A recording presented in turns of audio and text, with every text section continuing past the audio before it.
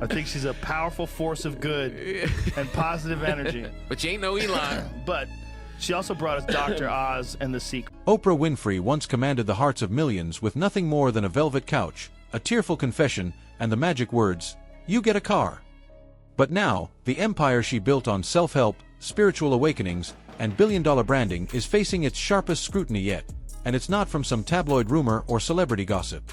No, it's coming from the two most unexpected corners of modern media, Joe Rogan and Tucker Carlson. Together, without ever sitting in the same room, they are dismantling the Oprah myth brick by curated brick. And they're doing it with surgical precision, one with a smirk, the other with a sledgehammer. Joe Rogan, the podcasting powerhouse who went from stand-up stages to Spotify stardom, doesn't need a formal exposé to smell hypocrisy. He just lets the contradictions speak. His criticisms aren't shouted through a megaphone. They're whispered in a way that makes you lean in.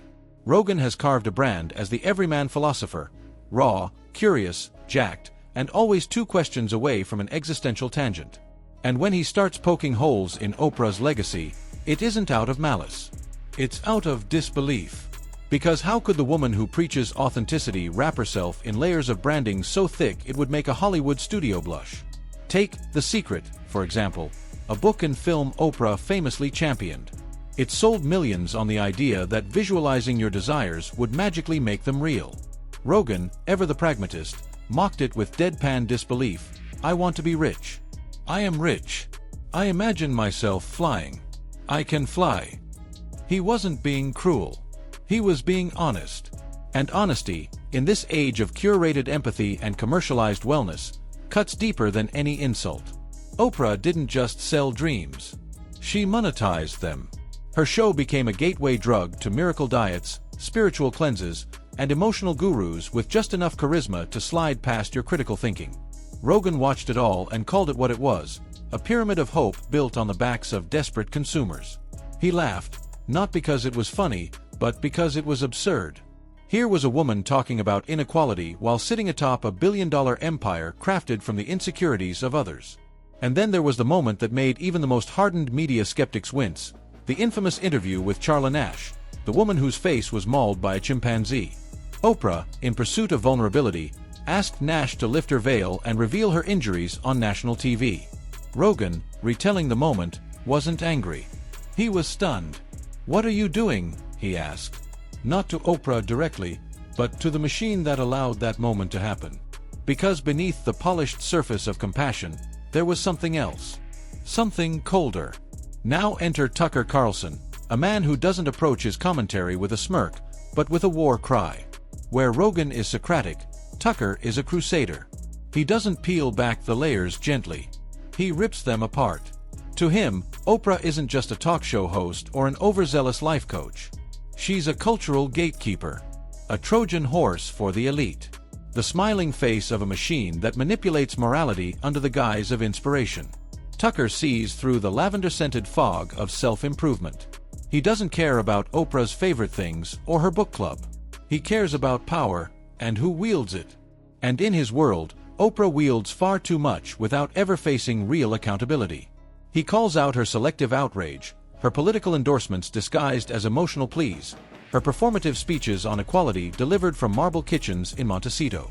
Together, Rogan and Carlson form a pincer movement of cultural reckoning. They don't need to coordinate. Their critiques are organic, separate, and yet eerily synchronized. Rogan dismantles the brand from within, highlighting its contradictions. Carlson torches the edifice from without, exposing its function as a vessel for elite influence. They're not allies. They're not even aligned. But their conclusions rhyme. Both question Oprah's morality lectures at political conventions while raking in billions.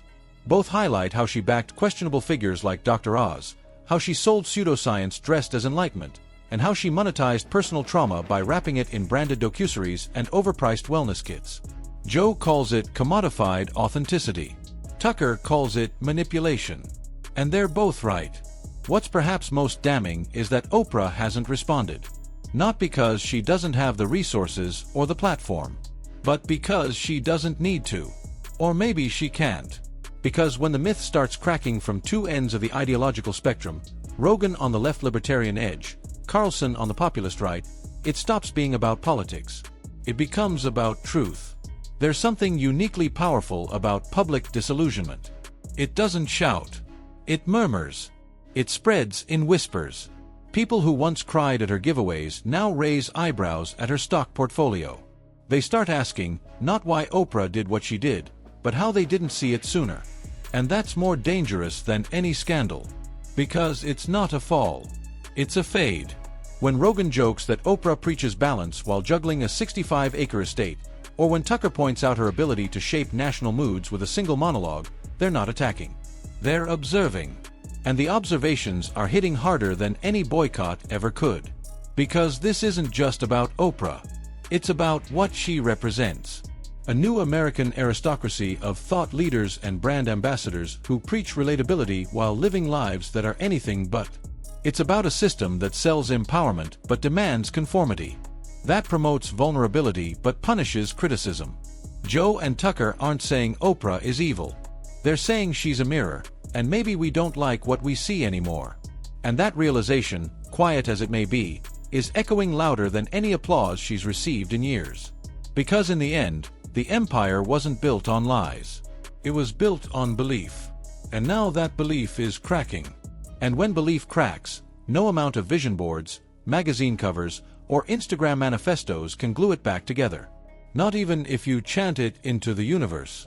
And maybe, just maybe, that's the real secret. Let us know in the comments what you think. Did Joe and Tucker go too far? Or is this the wake-up call America didn't know it needed?